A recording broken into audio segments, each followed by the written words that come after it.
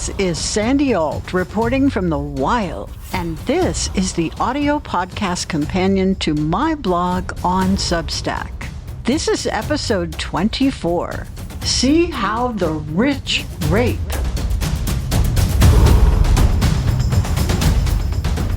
In a signature move, the pedo-reptiles in the Trump tyranny administration want to let the rich rape. Scandal schmandal, they slobber as they shake their heads to match the pace of their incessant oscillation between human and ghoul form. It's not his signature, the sycophants screech as their unblinkable brills cloud over from the maleficent malodor oozing from their labial scales. It doesn't even look like his signature, they sibilate, swinging a pendulum of spit from their lying lips to hypnotize us against believing our own eyes and sensibilities.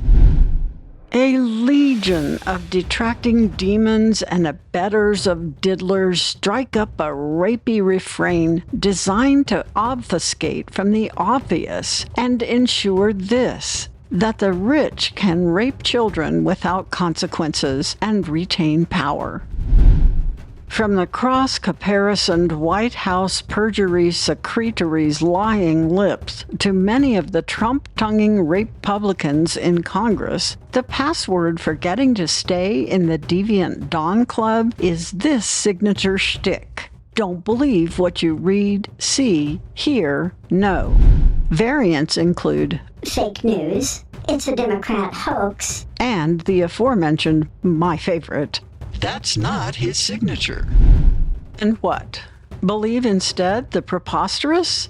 That some prophet or prognosticator could see in 2003 that Democrats would need a hoax and thus clandestinely concocted an exact replica of the future Putra Perez's signature in those days, plus a styled drawing remarkably like those he was known for producing, and then fossiced a sure to be seen in 2025 depository for this forgery and installed it there to be bound into a leather book? Who might have been said diviner? One of the aliens who control the weather with Jewish space lasers? How stupid do the rich think we are? Okay, there's room to agree that a large number of us are stupid. But stupid enough to believe this? And allow a global gaggle of gluttons for girls gazillionaires, perhaps including the one sitting in the Oval Office, to go on molesting and trafficking youth for their pedophilia penchant? If this line is crossed and the public allows it, what will we see next? A promenade of the powerful invited to choose a child from an array assembled ceremoniously on occasion in the newly paved Rose Garden? The annual Easter egg hunt on the White House lawn an opportunity for billionaire bashaws and pompous pedos to peruse a menu of unspoiled child flesh to ravish? A traditional cotillion of 11 to 13-year-old girls in the proposed new gold filigreed White House ballroom on display as tokens for the filthiest rich moneybag men who come to mouthfinger the orange obscenity?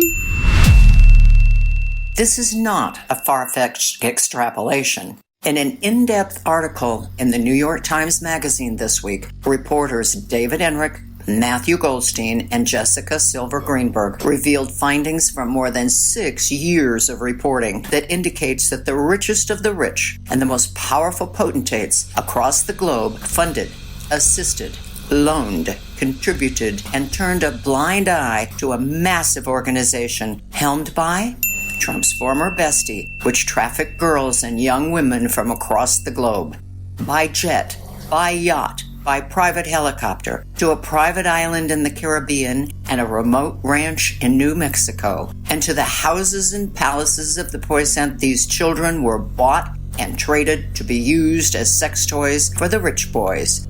And more than a few wives abetted, an empire flourished for decades, involving billions of dollars, hundreds of people, and the quiet consent and often active sanction of the richest men across the globe.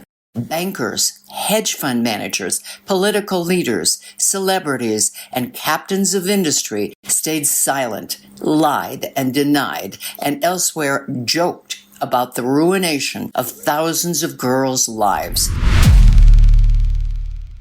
And even if a few of these billionaire bolsterers didn't take part in the girl goods, they assisted the violators by breaking rules, failing to report crimes, covering up and going along, and especially providing the financial wherewithal for the craven cartel to continue.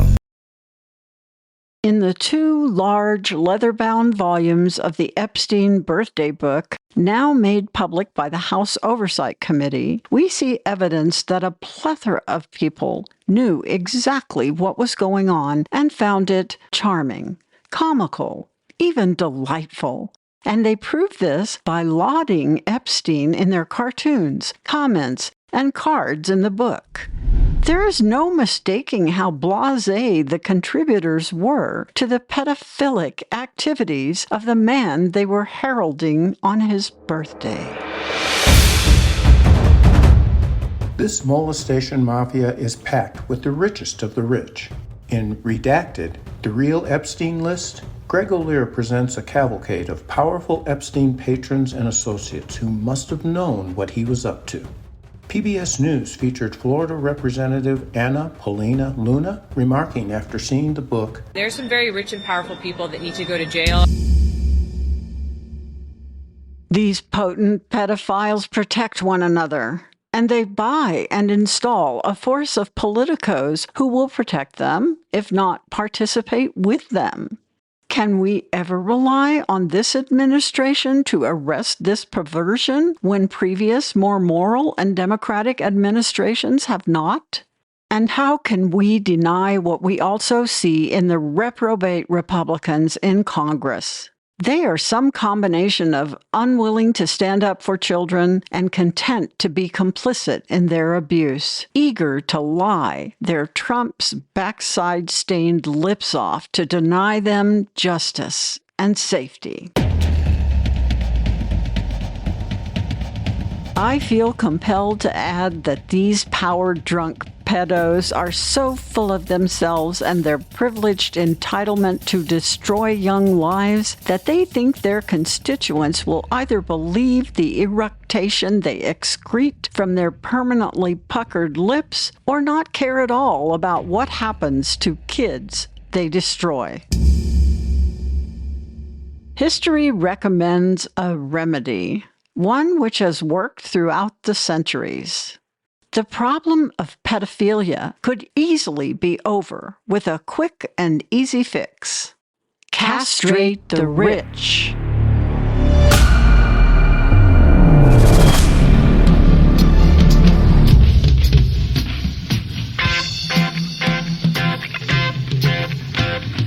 This has been Sandy Alt reporting from the wild.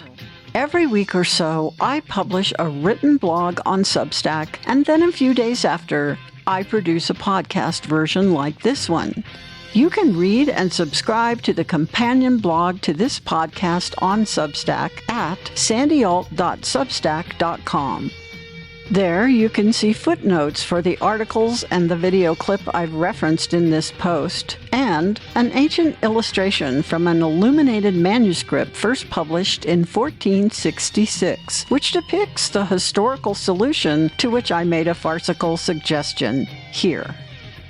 I want to thank 2 talented voiceover artists from our team of Democracy Rockers, Sheila Allred and George Jackson, for lending their talent to this episode. Also, I couldn't do this without the astute eyes of my content development team cohorts, Teresa Daus-Weber and Eric Brody. Eric is the author of the Decency and Sense newsletter on Substack. Check it out. And many thanks to the multi-talented Brian Reed for the graphics for this episode. And if you want more stories from the wild, look for my Wild Mystery series in book, audiobook, and ebook. You can start with any book in the series and go wild.